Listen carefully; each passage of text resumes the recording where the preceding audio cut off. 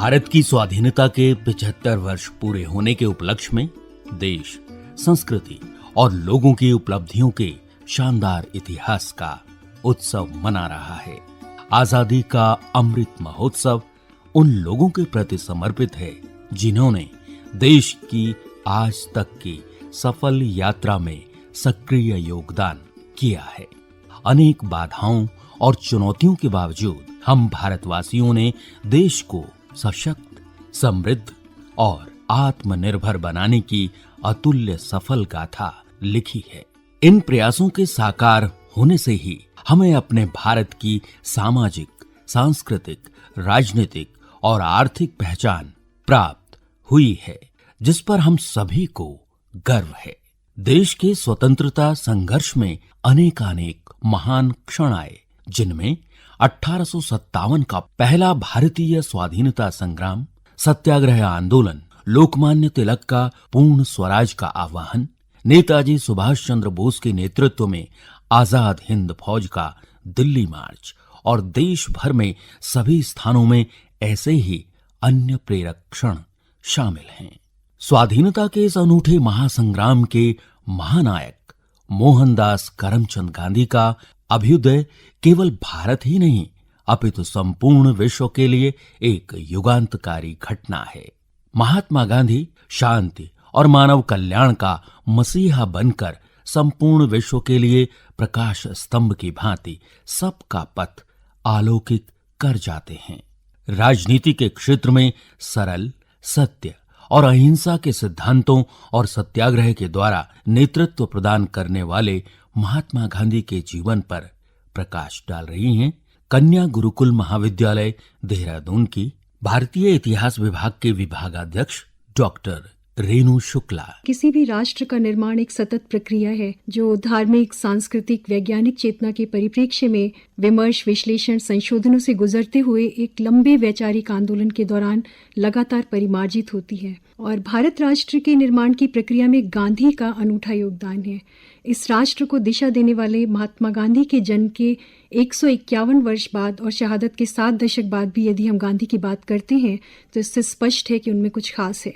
संपूर्ण विश्व के लोगों पर उनके मौलिक और अद्भुत विचारों का, विशेषकर अहिंसात्मक प्रतिरोध का प्रभाव है। आइंस्टाइन, रोमरोला, टॉल्स्टॉय, अल्बर्ट श्वाइजर, Tagore, Martin Luther King, Bertrand Russell, Charlie Chaplin, John Ruskin, Will Durant, C.F. Andrews, Bernard Shaw, Toynbee, Khan Abdul Ghaffar Khan, Thoreau सहित एक लंबी लिस्ट गांधी से प्रभावित महान व्यक्तियों की है। तो दूसरी ओर उन्हें अपना एकमात्र संरक्षक मानने वाले उनके समय के आम लोगों की भी बड़ी संख्या है, जिनमें सुशिक्षित प्रबुद्ध लोग थे, विद्यार्थी, ग्रामीण जन, किसान, बुनकर, हथकरघा मजदूर, वृद्ध और औरतें सभी शामिल थे। आज भी देश विदेश में महात्मा गांधी पर आयोजन होते हैं। उनके नाम पर हम अंतर्राष्ट्रीय अहिंसा दिवस मनाते हैं। सारी दुनिया में उनके समर्थक और प्रशंसक हैं। गांधी ही नहीं, उनसे जुड़े प्रतीक, लाठी, चश्मा, चरखा भी उन्हीं की भांति प्रभावशाली हैं। उनको देखते ही उनका संपूर्ण व्यक्तित्व तो अपने पूरे ओज के साथ हमारे समक्ष उपस्थित हो जाता है। पर गांधी के इतने प्रभाव के बाद भी जिन मूल्यों और आदर्शों पर वो चले, उन पर चलने वाले लोग बहुत कम हैं। महात्मा गांधी के व्यक्तित्व के अनेक पक्ष हैं। वो एक साधारण व्यक्ति थे जिन्होंने अपने समय के अनुरूप स्वयं को गढ़ा था। 1869 में पोरबंदर में जन्मे गांधी 1888 में 18 वर्ष की आयु में पढ़ने के लिए इंग्लैंड गए। 1893 में एक वकील के रूप में वो दक्षिण अफ्रीका पहुंचे। वहां के उनके अनुभवों ने उनके जीवन को दिशा दी। वो वहां व्याप्त सामाजिक अन्याय के साक्षी भी थे और उसके शिकार भी हुए। रेल के डिब्बे में फर्स्ट क्लास का टिकट होने के बाद भी उससे फेंके जाने के बाद अनेक रूपों में उन्होंने प्रजातीय भेद को देखा और वहां रह रहे भारतीय समुदाय को रंगभेद के विरुद्ध संगठित होकर आवाज उठाने के लिए प्रेरित किया। इसके लिए साधन के रूप में सत्याग्रह और अहिंसा को उन्होंने चुना। अनेक कठिनाइयों के बाद भी वो अहिंसक प्रतिरोध के रास्तों पर सफलतापूर्वक चले और अपनी पहचान बनाने में सफल हुए। 20 वर्ष के दक्षिण अफ्रीका प्रवास में वो सरकार विरोधी कार्यों के आरोप में 6 बार जेल गए। 1915 में भारत आने तक महात्मा गांधी एक प्रसिद्ध मानववादी, सफल सत्याग्रही और उदीयमान राजनेता के रूप में विख्यात हो चुके थे। भारत में ब्रिटिश सत्ता के विरुद्ध उन्होंने चंपारण से आरंभ करके भारत छोड़ो तक अनेक आंदोलन किए। उन्होंने सारी दुनिया को ये बताने में सफलता प्राप्त की कि अंग्रेजी शासन किस कदर अन्याय और शोषण पर आधारित है।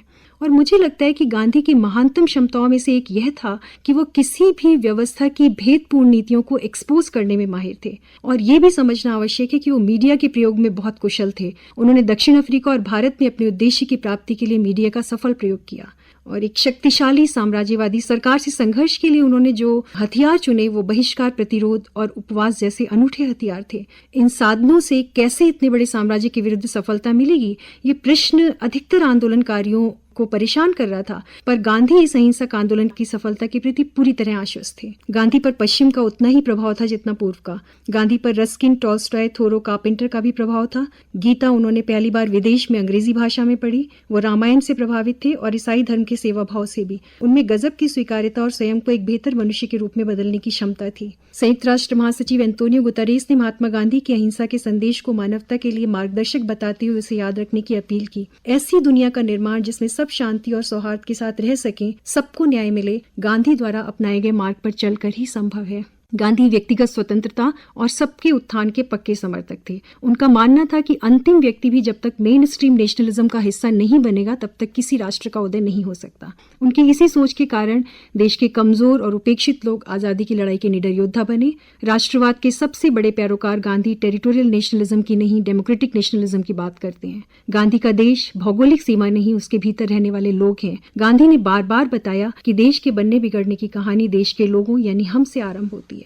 सामाजिक सद्भाव की महात्मा गांधी अनूठी मिसाल है। उन्हें अच्छी तरह पता था कि सामाजिक सद्भाव न्याय के बिना कायम नहीं रह सकता। यदि कुछ लोगों के पास जरूरत से ज्यादा धन होगा, दूसरों के पास नहीं होगा, यदि दलितों पर अत्याचार होगा, महिलाओं का शोषण होगा, यदि गोरे कालों पर, पूंजीपति मजदूर पर या जमींदार किसानों पर अत्याचार करेंगे तो सामाजिक सद्भाव कल्पना रहेगी, वास्तविकता नहीं होगी। काशी हिंदू विश्वविद्यालय के उद्घाटन के अवसर पर उन्होंने अपने प्रथम सार्वजनिक वक्तव्य में इसे स्पष्ट रूप से सामने रखा। मंच पर एक और रत्नजटित वस्त्रों में राजा महाराजा बैठे थे, वहीं सादे वस्त्रों में गांधी जी। उन्होंने राजा महाराजाओं की दौलत पर व्यंग करते हुए कहा कि मैं जब भी आभूषणों से लदे भद्र लोगों और करोड़ों गरीबों की तुलना करता हूं तो इन भद्र लोगों के लिए मेरे दिल से यही आवाज आती है कि जब तक आप लोग इन सजी धजी पोशाकों और जवाहरातों को उतार कर नहीं फेंकेंगे तब तक भारत का उद्धार संभव नहीं है। इसलिए आप लोगों को अपनी संपत्ति को देशवासियों के हवाले कर देना चाहिए। इसी समदृष्टि के कारण वो किसानों, मजदूरों, दलितों, स्त्रियों को मुख्य धारा और आजादी के संघर्ष से जोड़ने,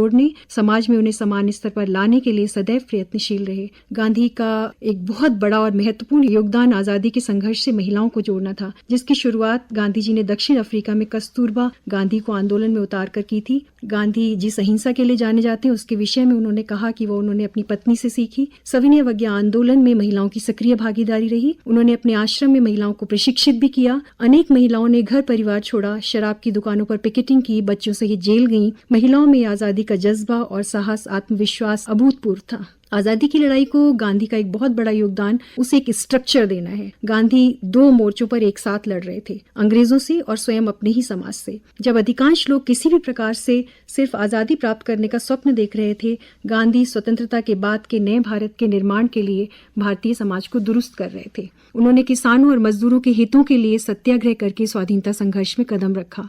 ब्रिटिश उद्योग को गहरी क्षति पहुंचाने वाले गांधी जब 1930 में इंग्लैंड पहुंचे तो उनका भव्य स्वागत वहां के कपड़ा मिल के मजदूरों ने किया। मनुष्य की परम एकता में विश्वास करने वाले गांधी के लिए अफ्रीका, भारत या ब्रिटेन के मजदूरों में कोई भेद नहीं था। गांधी ने हिंसा किए बिना अन्याय का विरोध करने का मार्ग दुनिया को बताया, उस पर चलकर उसकी सार्थकता को सिद्ध भी किया और हजारों आम लोगों को निर्भय होकर उस पर चलने का साहस दिया। गांधी के लिए अहिंसा कायरता की नहीं, बहादुरी की बात थी। खान अब्दुल गफ्फार खां जब गांधी से मिले तो उन्होंने कहा कि मैं आपसे बहुत प्रभावित हूँ और आपके साथ मिलकर काम करना चाहता हूँ, पर मेरे मन में एक शंका है कि पठान उग्र कौम है, मैंने अहिंसा कैसे सिखाऊंगा। गांधी ने जवाब दिया कि अहिंसा को प्रैक्टिस करने के लिए बहादुरी की जरूरत है और मैं जानता हूँ कि पठान आजादी की लड़ाई के सबसे बहादुर सिपाही सिद्ध होंगे। और ये हुआ। लाल कुर्ती दल ने अंग्रेजों और मुस्लिम लीग के खिलाफ बेमिसाल लड़ाई लड़ी। 1931 में पेशावर के किस्साखानी बाजार में खुदाई खिदमतगार सत्याग्रहियों का एक प्रोटेस्ट हो रहा था। वो सभी निहत्थे थे। चंद्र सिंह गढ़वाली के बटालियन को उन पर गोली चलाने के लिए अंग्रेजी पुलिस ने आदेश दिया,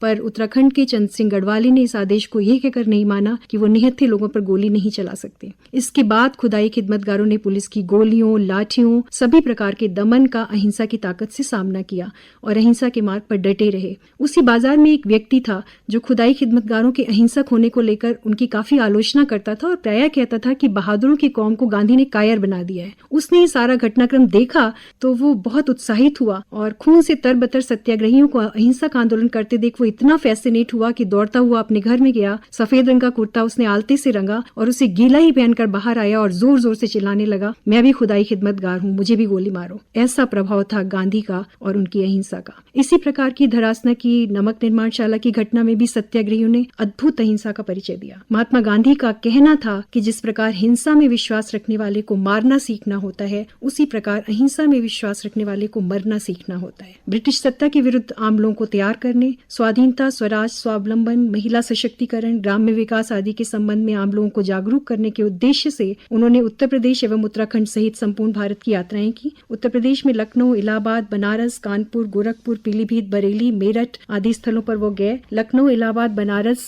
तो उनके राजनीतिक जीवन में महत्वपूर्ण कार्यस्थल रहे। दिसंबर 1916 में कांग्रेस के अधिवेशन में भाग लेने के लिए जब वो लखनऊ गए थे तो वहीं चारबाग स्टेशन पर पंडित जवाहरलाल नेहरू से गांधी जी की पहली भेंट हुई। यह उन दोनों महान व्यक्तियों ने स्वतंत्रता संघर्ष में जो महान भूमिका निभाई उसकी शुरुआत थी। कांग्रेस के इसी अधिवेशन में गांधी ने चंपारण के किसानों के प्रतिनिधि राजकुमार शुक्ल से भी भेंट की। चंपारण में गांधी ने भारत को यहाँ की समस्याओं को नजदीक से जानने का मौका दिया। गांधी के प्रयत्नों से चंपारण एग्रेरियन एक्ट बना, पास हुआ और नील की खेती के अभिशाप से किसानों को मुक्ति मिली। जानकारों के अनुसार बापू 6 बार इलाहाबाद गए और इनमें से 5 बार आनंद भवन में रुके थे। इलाहाबाद स्थित आनंद भवन और स्वराज भवन का आजादी की लड़ाई में अविस्मरणीय योगदान है। इसके साथ ही स्वच्छता गांधी जी के मुख्य सरोकारों में से एक था। इसी वजह से वो स्वच्छ भारत अभियान का प्रतीक है। काशी हिंदू विश्वविद्यालय के भाषण में अपने कठोर शब्दों में उन्होंने पहले बनारस के बीचों बीच स्थित काशी विश्वनाथ मंदिर के चारों ओर फैली गंदगी के बारे में कहा। उन्होंने प्रश्न किया कि क्या हमारे पवित्र मंदिर की ओर जाने वाली गलियां उतनी ही गंदी होनी चाहिए जितनी वो हैं? जब हमारे सबसे पवित्र स्थान मंदिरों के रखरखाव का ये हाल है तो हमारी सरकार का क्या होगा? जब अंग्रेज देश छोड़कर चले जाएंगे तब क्या हमारे मंदिर स्वच्छता, पवित्रता और शांति का घर बनेंगे? गांधी जी ने 6 बार उत्तराखंड, हिमालय की यात्राएं की। यहाँ की प्राकृतिक सौंदर्य और स्वच्छ जलवायु से मंत्रमुग्ध होकर गांधी ने 1929 में कहा, मैं साश्चर्य सोचता हूँ कि इन पर्वतों व जलवायु से बढ़कर होना तो दूर रहा, इनकी बराबरी भी संसार का कोई अन्य स्थान नहीं कर सकता। हमारे देशवासी स्वास्थ्य लाभ के लिए यूरोप क्यों जाते होंगे? वो पहली बार 5 अप्रैल 1915 को हरिद्वार महाकुंभ में आए और उन्होंने स्वर्गाश्रम, लक्ष्मण झूला, गुरुकुल कांगड़ी आदि स्थानों का भ्रमण किया। 1916 में वो पुनः हरिद्वार आए और गुरुकुल कांगड़ी के संस्थापक स्वामी श्रद्धानंद जी से मिले, उनके आतिथ्य में रहे। दोनों में देश की सेवा को लेकर काफी विचार विमर्श हुआ। गांधी जी ने गुरुकुल कांगड़ी में व्याख्यान भी दिया। उन्होंने आजादी तथा अपने लोगों की सेवा का संदेश छात्रों को दिया। महात्मा गांधी 3 बार 6 अप्रैल 1915, 14 मार्च 1916 और 19-20 मार्च 1926 में गुरुकुल कांगड़ी आए। उनके फिनिक्स आश्रम के विद्यार्थी भी 2 माह तक गुरुकुल में रहे। गांधी जी की तीसरी उत्तराखंड यात्रा कुमाऊं क्षेत्र की थी। इस यात्रा के दौरान वो जून 1929 में नैनीताल आए। वहां से वो ताकुला, भोवाली, ताड़ीखेत, अल्मोड़ा, चनौदा, कोसानी और बागेश्वर की यात्रा पर गए। प्राकृतिक सुंदरता से गांधी यहाँ की बहुत प्रभावित हुए। कौसानी को तो उन्होंने स्विट्जरलैंड से भी अधिक सुंदर कहा। यहीं उन्होंने गीतासार अनासक्ति योग की प्रस्तावना लिखी। वो यहाँ के प्राकृतिक सौंदर्य को आध्यात्मिक आलोक में एक दार्शनिक की भांति देख रहे थे। आजादी के बाद भी महात्मा गांधी जश्न मनाने की जगह भारत की एकता और भाईचारे के लिए कभी नुआखोली तो कभी बिहार में सांप्रदायिक सद्भाव के लिए प्रयासरत थे। नुआखोली में वो अल्पमत हिंदुओं के बचाव में उनके साथ थे तो बिहार में वो अल्पमत मुसलमानों के बचाव में उनके साथ थे, क्योंकि गांधी मनुष्य की एकता में विश्वास करते थे। कमजोर के पक्ष में खड़े होकर उनके उत्थान के लिए सर्वस्व त्याग का गांधी का संदेश उनकी बातों से नहीं, उनके कार्यों के माध्यम से विश्व में पहुंचा। उन्होंने स्वयं भी कहा, मेरा जीवन ही मेरा संदेश है। उनके मार्ग पर यदि हम में से कुछ लोग भी चल सकें तो यह आजादी के अमृत महोत्सव की एक बड़ी उपलब्धि होगी, क्योंकि एक राष्ट्र के रूप में हमें मजबूत करेगी और प्रगति की ओर ले जाएगी। नेताजी सुभाष चंद्र बोस ने कहा था, कोई एक व्यक्ति विचार के लिए मर सकता है, परंतु उसकी मृत्यु के पश्चात वो विचार हजारों लाखों जिंदगियों में अवतार ले लेगा।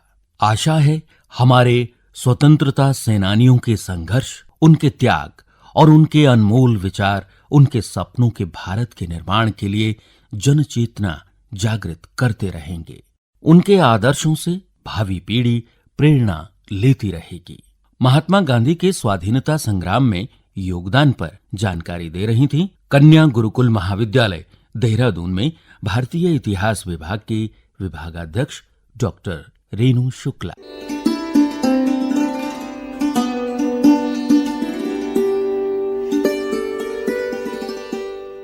महात्मा गांधी द्वारा आरंभ किए गए भारत छोड़ो आंदोलन में 29 अगस्त 1942 को देवप्रयाग में गिरफ्तार किए गए श्रीदेव सुमन भारतीय स्वतंत्रता संग्राम में ऐसे अमर सेनानी हैं जिन्होंने टिहरी रियासत के जुल्मों से लड़ते हुए 84 दिन कठिन आमरण अनशन के बाद 29 वर्ष की अल्पायु में शहादत हासिल की। आजादी के अमृत महोत्सव के अवसर पर अमर सेनानी श्रीदेव सुमन को कोटि कोटि नमन।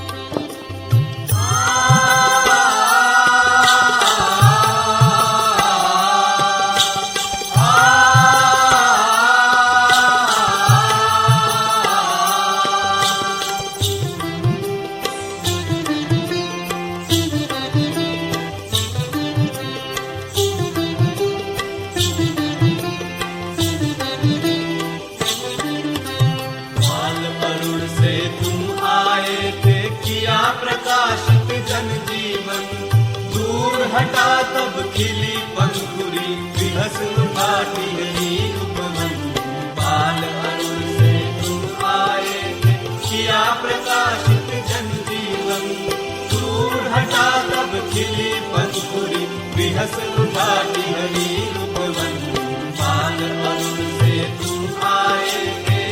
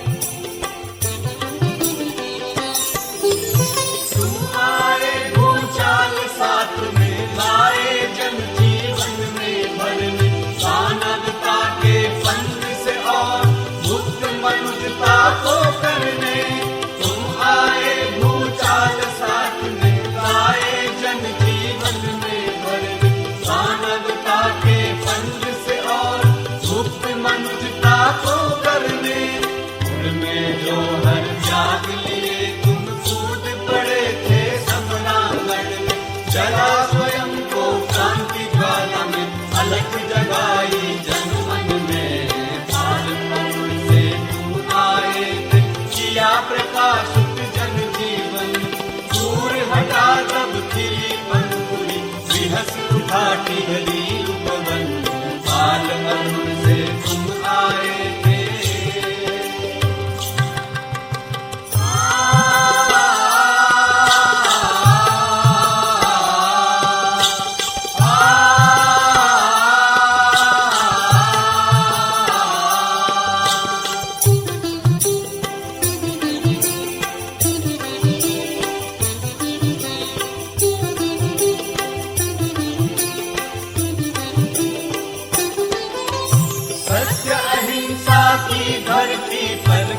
सुमन वो बलिदानी कभी त्याग की दोपहरी में जिसकी मस्त भरी जवानी सत्य अहिंसा की धरती पर खिला सुमन वो बलिदानी कभी त्याग की दोपहरी में जिसकी मस्त भरी जवानी बोल गया तो स्वयं टूट कर परवशता की हथकड़ियां जोड़ गया इतिहास पृष्ठ में आजादी की नवकड़िया बाल अरुण से तुम आए थे किया प्रकाशित जन जीवन दूर हटा तब खिली पंखुड़ी विहस उठाती गली उपवन बाल अरुण से तुम आए थे।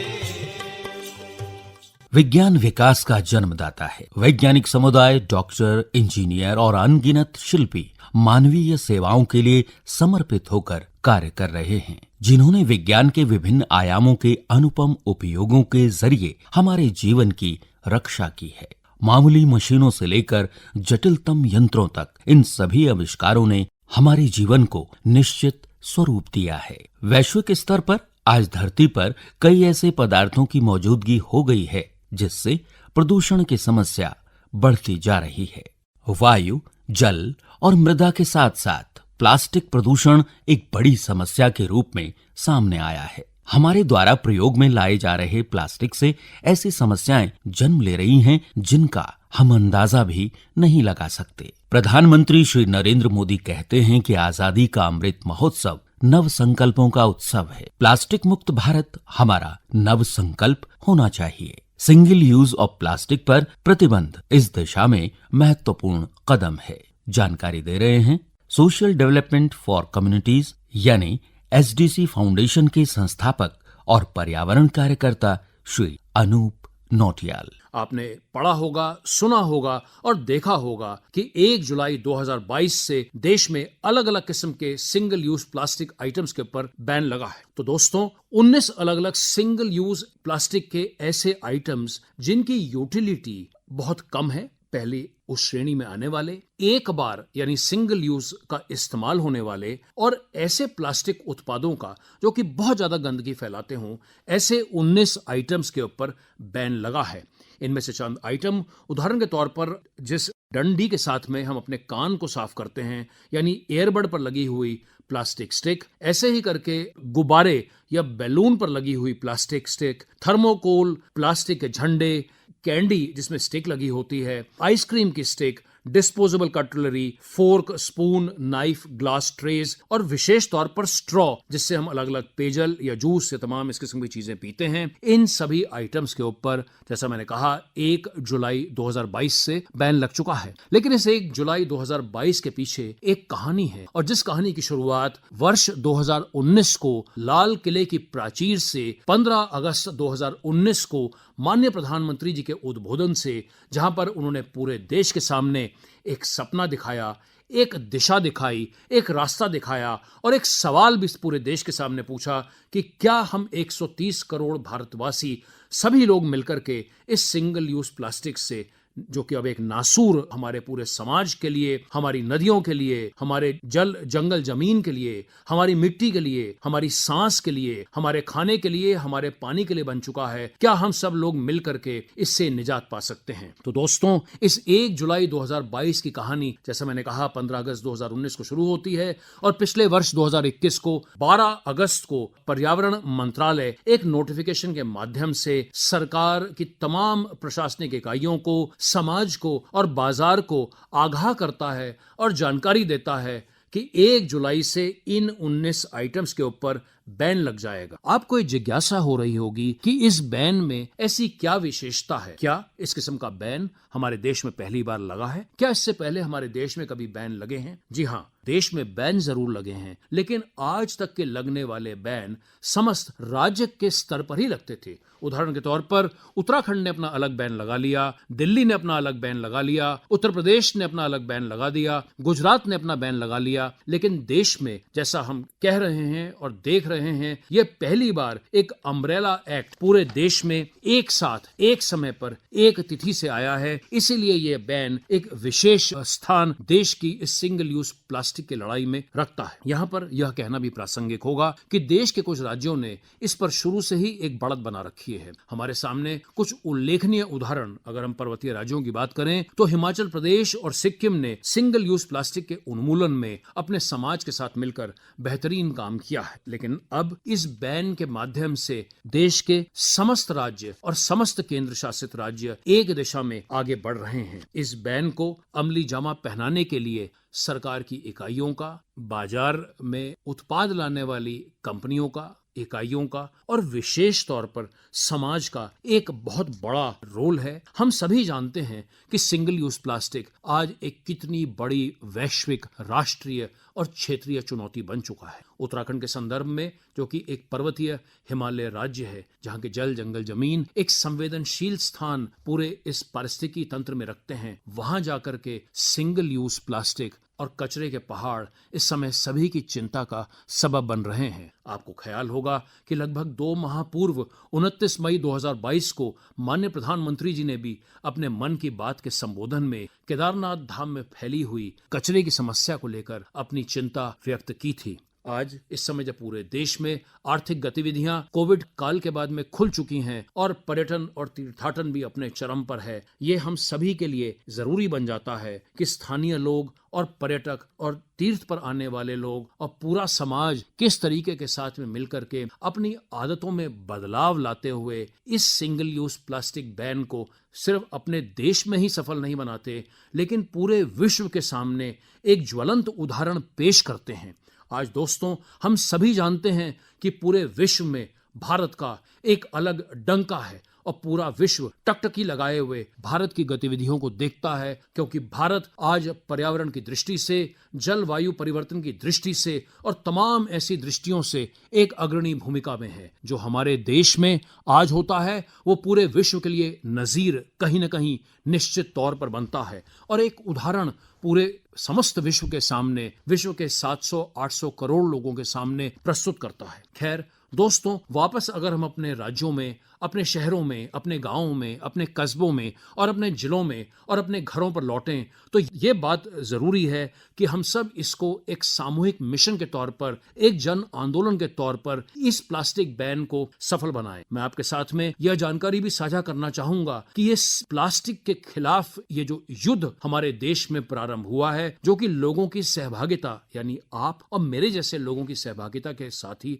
संभव है, ये सिर्फ एक शुरुआत है। जब हम प्लास्टिक से बने हुए समस्त उत्पादों को देखते हैं तो ये पाते हैं कि अभी ये एक छोटी शुरुआत है, लेकिन एक ये बड़ी शुरुआत है। भारत सरकार अलग अलग रणनीतियों के माध्यम से पैकेजिंग वाले प्लास्टिक के ऊपर भी कहीं न कहीं उसको भी एकत्रित करने की योजनाएं बना रही है। इसमें कॉर्पोरेट जगत का भी एक बड़ा महत्वपूर्ण योगदान आता है। अंततः गत्वा हम सभी को यह सोचने की जरूरत है कि ये जो सिंगल यूज प्लास्टिक बैन है या साफ सफाई के या स्वच्छ भारत के या स्वच्छ सर्वेक्षण के ये अभियान, ये सरकारी अभियान नहीं है। ये अभियान जन के अभियान है। ये जन आंदोलन की प्रेरणा पर, उसी सोच के ऊपर निर्भर है। और जब हमारे देश के 700 से ज्यादा जिले, 6 लाख से ज्यादा गांव और हजारों की संख्या में शहर और इन जगहों पर करोड़ों की संख्या में रहने वाले बाशिंदे जब ये प्रण और ये संकल्प लेते हैं कि हम सब लोग अपना थोड़ा थोड़ा करते हुए इस सिंगल यूज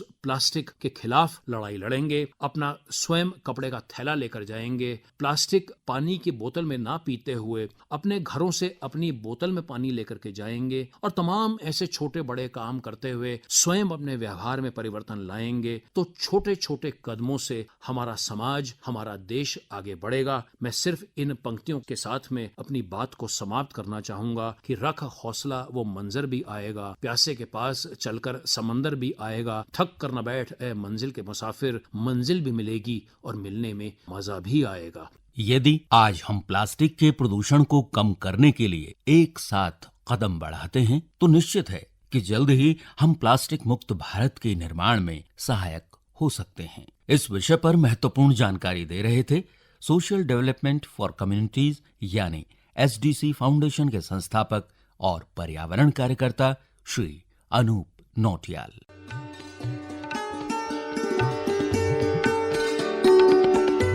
आजादी का अमृत महोत्सव के अंतर्गत आप सुन रहे थे आकाशवाणी देहरादून की ये प्रस्तुति। वाचक विनय ध्यानी, प्रस्तुतकर्ता अनिल भारती।